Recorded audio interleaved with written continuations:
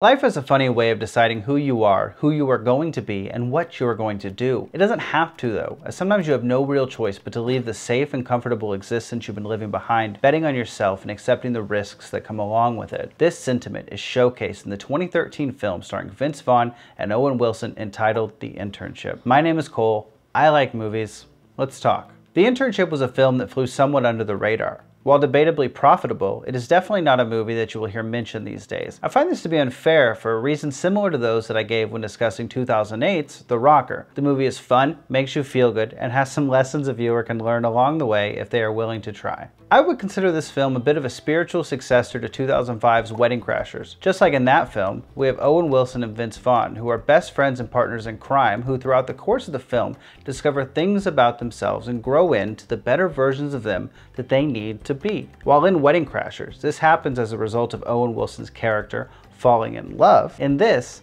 it happens as a result of two lifelong salesmen losing their jobs as the result of the technological advancement of society, which destroys the industry that they've been operating in. With losing their job comes an early dark night of the soul moment for the characters within the first act. Owen Wilson's character Nick decides to play it safe and take a job working for his sister's boyfriend selling mattresses. He is miserable, but content, as he's never been a person to take risks in his life. Work the job, get the paycheck, be steady and safe.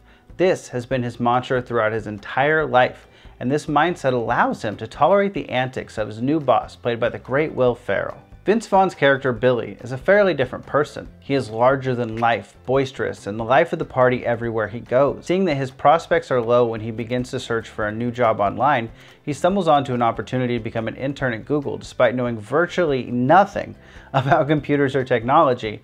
He enrolls himself and Nick into the University of Phoenix so as to meet their college student requirements for eligibility into the internship program. He comes to Nick's job to convince him to quit and come to their interview for the program, which Nick eventually agrees to after an impassioned and convincing speech that shows us just how gifted of a salesman Billy is. Quick note here, it's a little bit nonsense the way these two great salesmen have no real job prospects. Sales as a profession is never going anywhere, and there's no reason they couldn't get into car sales, cell phone sales, radio or television advertising sales, etc. The point is, there would be other options for these characters. It's a movie though, and in this movie there are no sales jobs for 20-year veterans of the trade. This rant about the realisticness of their inability to find sales jobs is over now. Let's get back to the movie. After a wild interview with a pair of 40-something salesmen are able to convince the board to give them a shot, they find themselves working at the Google campus. They are quickly overtaken by the awe and spectacle of the facility itself. They are given free food and find the environment itself intoxicating. There is an optimism in the air from the moment that they step foot onto campus, and it is apparent that this is where they want to be. After a quick encounter with the villain of the film, an ambitious young man named Graham, they are placed into teams with fellow interns, with Nick and Billy ending up with the other interns who didn't get picked. Despite being the losers of the program themselves, these young geniuses quickly make Billy and Nick into the losers of their group. They refuse to listen to their ideas and treat them like they are hindrances to their ability to succeed, even going so far as to send them on a doomed mission that will take them away from the Google campus and over to Stanford to find Professor Charles Xavier. They do this to free themselves up to work without them toward their goal of finding a bug within a massive set of code. The irony is, though, that they lose this, even without Billy and Nick being there to distract them with their wild ideas. This continues for a while as the group sees no real value in what Billy and Nick provide them. This changes when during one of their assignments, Billy and Nick decide to take the 21-year-olds out on the town to clear their heads. Through this scene that Blake Snyder would call fun and games, they grow closer together.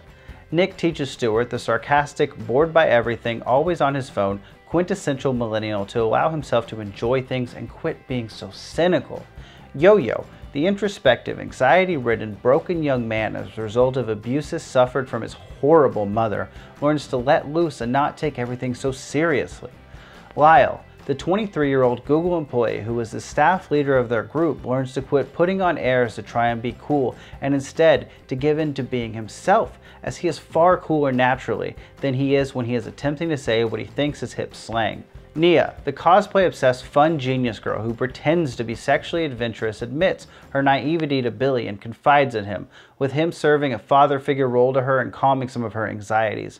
The scene ends with them watching the sun rise over the Golden Gate Bridge, with all of the kids having had the best night of their lives.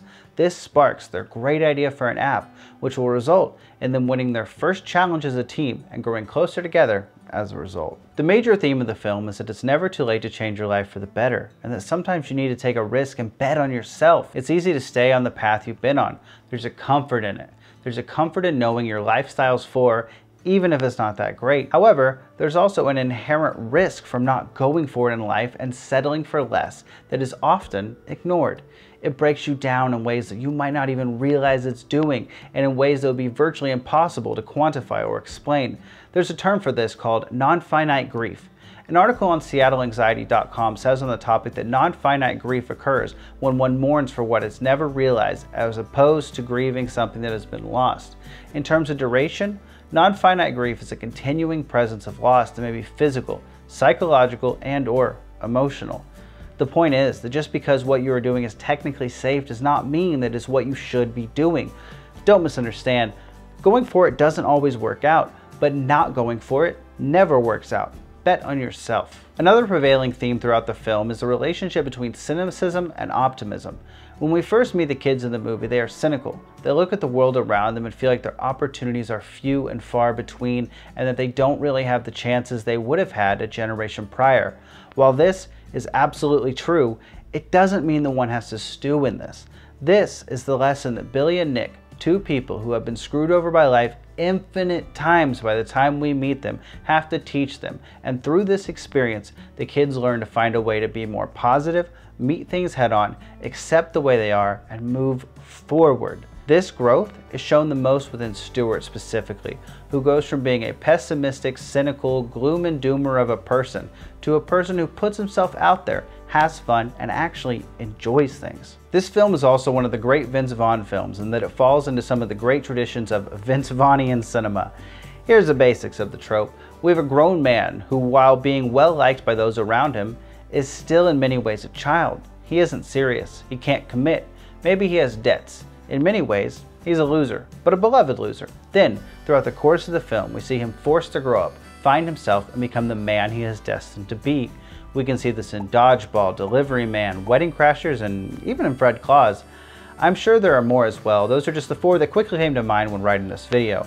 Vince Vaughn is the best at this type of movie, and The Internship is yet another fun film within this trope. While not the best movie ever made, or even the best movie made in 2013, The Internship is a fun film that you should absolutely set some time aside to watch. It's fun and full of heart, and despite being a 90-minute Google ad/propaganda film in many ways, will absolutely leave you feeling happier and more optimistic leaving it than it found you on the way into the journey. Go check it out, and if you're still watching this video, be sure to drop a like and consider subscribing. I upload weekly video essays about movies that I think are worth watching. Also, let me know what you think about the movie in the comments below. Have a great day, everyone, and thank you for taking the time to check out this video. I sincerely appreciate it.